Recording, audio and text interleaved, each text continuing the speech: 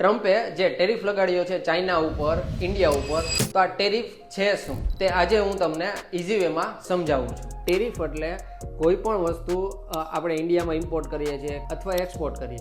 જો એક્સપોર્ટ કરીએ તો એમાં સરકારને આવક છે, કેમ કે ડોલર આવશે. હવે ઇમ્પોર્ટમાં શું થશે? કોઈ પણ વસ્તુ તમે ઇમ્પોર્ટ કરો છો તો આપણે અહીંની ઇન્ડસ્ટ્રીને લોસ થશે. હું તમને એક્ઝામ્પલ સાથે સમજાવું છું કે તમે ટેસ્લાની કાર 1 CRની યુએસથી ઇમ્પોર્ટ કરો છો. જો યુએસથી તમે ઇમ્પોર્ટ કરો છો તો ઇન્ડિયામાં 110% એના ઉપર ટેરિફ છે. એટલે એ કાર થઈ તમને 2 કરોડ ને 20 લાખની. હવે આ જે કાર છે તો તેમાં 1 કરોડ ને માથે 10 લાખ તમને ટેરિફ ચૂકવવો પડે છે. હવે આના સિવાય તમે એવી રીતના વિચારી લ્યો કે નહીં ભાઈ, મારે કાર ઇમ્પોર્ટ નથી કરવી. શું કામ? કેમ કે મને આ ટેરિફ લાગે છે. તો એના લીધે ઇન્ડિયાની જે ઇન્ડસ્ટ્રી છે એ ગ્રો થશે. ઇન્ડિયાની જે ઇન્ડસ્ટ્રીઝ છે, કાર્સ જે બનાવે છે એના માટે બેસ્ટ છે.